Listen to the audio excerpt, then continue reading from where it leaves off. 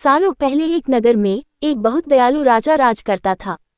वह अपने राज्य में रात को अपना रूप बदल कर घूमता था। वो रूप बदलने के बाद लोगों से मिलकर अपने बारे में जानने की कोशिश करता और लोगों की समस्याओं को समझता था। एक रात जब वह नगर घूम कर आया तो अचानक जोर से बारिश होने लगी। उसने देर किए बिना एक घर का दरवाजा खटखटाया।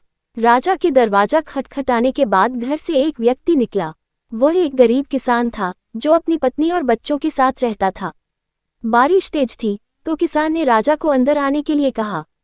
राजा ने घर में जाने के बाद पूछा, क्या आप मुझे कुछ खिला सकते हैं? मुझे बहुत तेज भूख लगी है।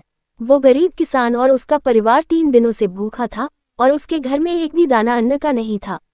किसान के मन में हुआ कि भले ही हम भूखे हैं लेकिन अपने अतिथि को यूं भूखा नहीं रख सकते। अब किसान ये सोच सोचकर बेचैन हो गया कि अपने अतिथि का पेट कैसे भरा जाए। तभी उसने घर के सामने वाली दुकान से चावल चुराने की तरकीब सोची। उसने सिर्फ अतिथि के लिए ही 2 मुट्ठी चावल लिए और उसे पकाकर राजा को खिला दिया। तब तक बारिश रुक गई थी और राजा अपने घर चला गया। दूसरे दिन दुकान का मालिक अनाज की चोरी की शिकायत लेकर राजा के पास पहुंचा। राजा ने दुकान के मालिक और उस गरीब किसान को अपनी सभा में प्रस्तुत होने का आदेश दिया। सबसे पहले सभा में पहुंचे किसान ने राजा के सामने जाकर अपनी चोरी का इल्जाम कबूल कर लिया और बीती हुई रात की पूरी बात राजा को बता दी। किसान राजा से कहता है कि मैंने चोरी की लेकिन मेरे परिवार ने उस अनाज का एक निवाला भी नहीं खाया।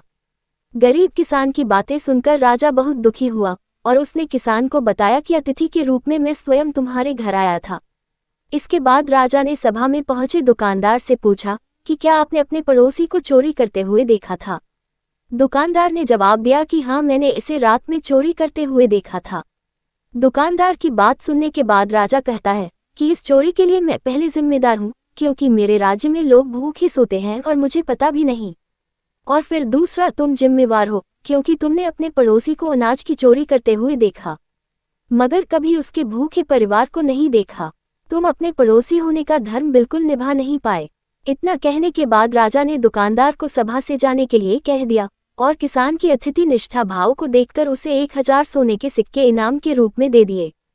कहानी से सीख, अगर कोई आसपास रहने वाले मुसीबत में है तो हमें उनकी मदद करनी चाहिए। धन्यवाद।